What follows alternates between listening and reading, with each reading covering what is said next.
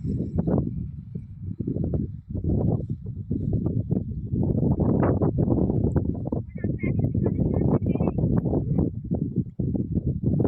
అండి, యూట్యూబ్ ప్రేక్షకులందరికీ నమస్కారం అండి. మా పొలం అండి, ఇదివరకు 2-3 సార్లు పంట పొలం పెట్టాను. సంక్రాంతి హాలిడేస్ సందర్భంగా మేము ఊరికి వచ్చాము. అందరం ఫ్యామిలీతో అందరం రావడం జరిగింది. ఒకసారి మా పొలం ఇలా ఉంది. అది మా ఫ్యామిలీ, మా 2 పిల్లలు, మా మిస్సెస్, మా స్కూటీ అండి. అది రోడ్లో అక్కడ ఉండి ఇదండి మెయిన్ పక్కనే తార్ రోడ్డు ఉందండి. మా ఊరికి పోయే తార్ రోడ్డు, ఆ తార్ రోడ్డులోనే పొలం ఉందండి. అలా తార్ రోడ్డు దిగగానే మాకు పొలం, అంటే వర్షం వచ్చినా ఏ వచ్చినా ఇబ్బంది లేదండి. రోడ్లో బైక్ నిలబెట్టి ఇలా చేయలేక రావచ్చు. శనగండి బాగా సగం పూత సగం పిందెలు ఉన్నాయి. ఎక్కువ భాగం పిందెలు ఉన్నాయి, పూత కూడా ఉంది. ఈ క్లైమేట్స్ కొద్దిగా సరిగా లేకుండా వల్ల పూత తగ్గిండొచ్చు. అయినా కూడా పిందెలు బాగానే ఉన్నాయని అనిపిస్తూ ఉంది.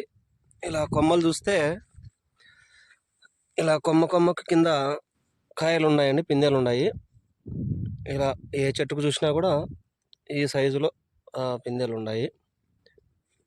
పర్లేదు, ఈ వాతావరణంకు ఈ మటుకు వర్షం లేకపోయినా, వర్షాలు తక్కువ అయినప్పటికీ కూడా పంట బలం ఉన్నప్పుడు ప్రకృతి కూడా సహకరిస్తుందనేందుకు ఇలానే ఉండొచ్చేమో చెప్పలేము. ఈ విధంగా ఉన్నాయండి కాయలు అన్ని చోట్ల. ఇంకా కొద్దిగా పూత కూడా ఉంది, కనపడతా ఉంది. స్కై బ్లూ కలరు, అది ఇంకో కలర్లో ఉన్న కనపడుతున్నాయి కదా, అది పూత అండి. అంటే ఇంకా కనపడతా ఉంది అక్కడక్కడ. అంటే 3/4 భాగం అంటే దాదాపు 100కు 75% కాయలు పడినాయి, పిందెలు. మిగిలిన భాగం అంతా పూతతో ఉంది. క్లైమేట్ బాగా చల్లగా గాలి తగులుతూ ఉంది, వర్షం పడే విధంగా ఉంది. పైరు కూడా బాగా కదులుతూ చల్లగా ఆనందంగా అది ఆడుకుంటా ఉన్నట్టు ఉంది, గాలి కదులుతూ ఉందండి.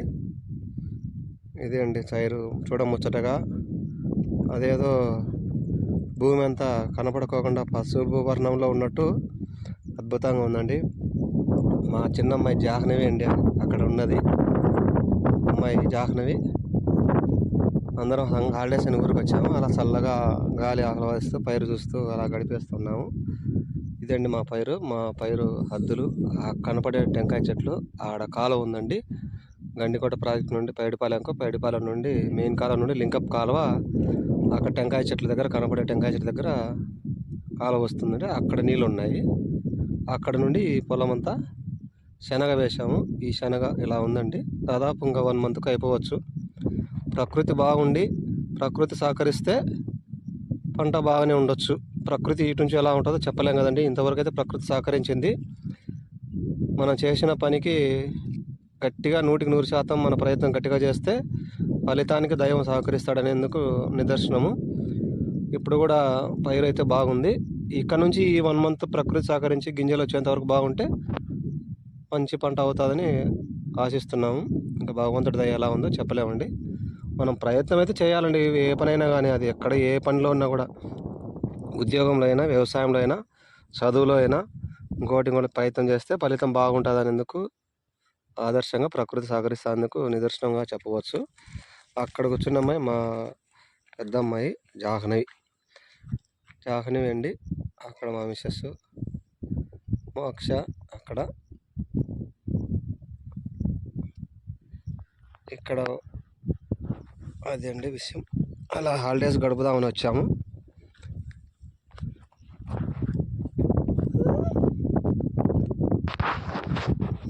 హాయ్ అండి, ఇందాక మాట్లాడింది నేనే అండి.